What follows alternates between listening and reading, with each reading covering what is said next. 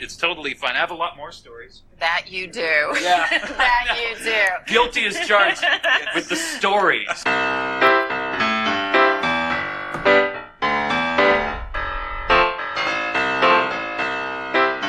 Hey gang, it's me, Chris Whiting, and you are listening to my podcast, I've Got Something to Say. This is the show where I tell you little stories from my life. Some may be amusing, some may not.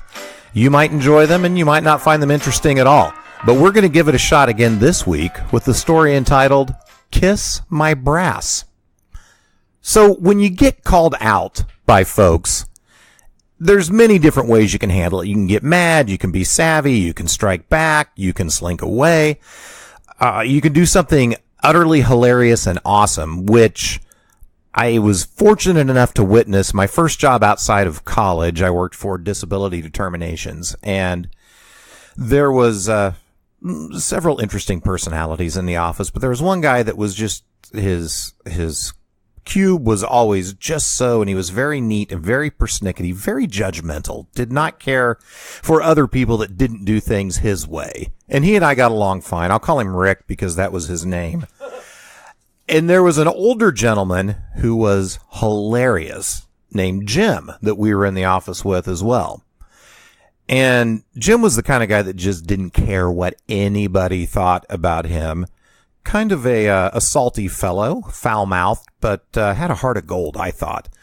But he did have this one interesting little personality quirk, I guess. When he went to the bathroom, he didn't wash his hands. And so if you're in the bathroom with Jim, he'd go tinkle and then, bid you adieu and leave without washing his hands. Well, this irked Rick to the nth degree. So I came in the bathroom one day and I see a sign that someone has printed off, and it says, after using the restroom, please kindly wash your hands. And it's taped up there, and I thought, oh God, I know who did this.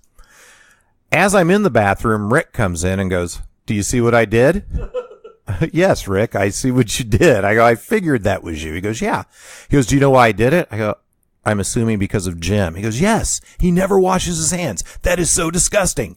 I'm like, yeah, okay, I get it. Well, in what was really sitcom timing, guess who walks into the bathroom as Rick and I are standing there? But Jim. So Jim goes over to the urinal and does what you do over there. And he finishes and says, gentlemen, and starts to walk out. And Rick goes, Jim, did you see the sign? So Jim goes over, reads the sign, and you can tell he's taking it all in, reading every word. And he goes, you know what? That's a good idea. So he went over to the sink and he washed his hands. And then he walked back to the wall where the sign was, ripped it off the wall, dried his hands with the sign, and threw the sign into the trash can and said, thanks, Rick. I'm glad I did that, and walked out of the bathroom. I lost my stuff. I thought that was so great and hilarious, and maybe the best example I've seen of how to handle things when you get called out. If only I had learned that lesson, not at 24 years old, but at 11 years old when I was in the 5th grade. We, in the 5th grade, the kids who were interested in band got to go down to the gymnasium, and this was where you got to pick out your instrument that you wanted to play. And they had tables set up with every instrument. So, you had the woodwind section if you wanted to play that clarinet or the saxophone, and then the percussion area, and then the brass area. Well, I was nervous. I'd never really played music before, and it was just a big anxiety-inducing situation because people are like gravitating toward what they want to do, and I want to do what my friend's doing, or, oh my gosh, so-and-so's in that line and I don't want to be over there. Well, I knew that I wanted to play the cornet, which is like a little trumpet, if you're not familiar with that. And sure enough, it had the longest line. The cornet was very, very popular. So I'm in line to go up and talk to the guy about the cornet, and I'm waiting as he's talking to people before I get up there. And he'd hold out the little mouthpiece, and he would have people like purse their lips the way you're supposed to, and then do the buzzing sound, and you do that into the mouthpiece and, push the buttons and stuff. And are you sure you really want to play the cornet? Yes. Okay. And then he'd sign you up. Well, I got up there and said, yes, sir, I'd like to play the cornet. And he's like, are you sure? I go, yeah, I want to try. He's like, for a young man with lips as big as yours, maybe the trombone would be a better choice. I was mortified and I wanted to disappear at that moment, but then I'm like, I can't back off. I've been called out here in front of everybody in the gymnasium, and they're snickering in the line behind me. And all of a sudden, I hear the voice of Peter Janes that I was in grade school with, who had leaned out about 5 places back in the line and says, hey, Whiting, if the trombone won't work, there's nobody at the tuba table. It was so maddening. And I stood there with my dumb big lips that I have without the benefit of collagen or Botox. And I didn't know what to do. I mean, the guy had hit the hat trick there. His quip was funny. It was accurate. And by the guffaws going up and down the line, I could tell it was a crowd pleaser. So I didn't know how to respond.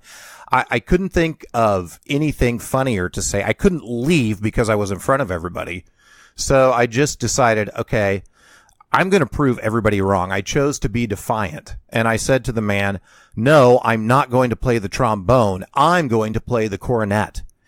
And in that moment, I decided in my mind that I'd show them all that these big, pillowy lips, as luscious as they are, would make me the next Dizzy or Satchmo or Miles, and I would be the best damn cornet player they had ever seen. Well, it turns out my drive to succeed at the cornet was not as steely as I had hoped. It was about as soft and pillowy as my big old lips, which was only exceeded by my lack of talent at playing the cornet. And after half a year, I quit. So I didn't show them. I didn't stand up well under pressure. I didn't respond well to being called out. But I'd like to think that I've gotten a little bit better since then. And I know that these lips weren't made to play the cornet.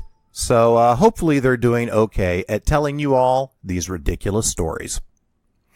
So that's it for this edition of I've Got Something to Say. As always, big thanks go out to the good folks at KCTK Radio and Paul, my dear friend, for making this happen. If you would like to get in touch with me, feel free to DM me on the Twitter at CWhiting11. That's CWhiting11. I'll talk to you next week.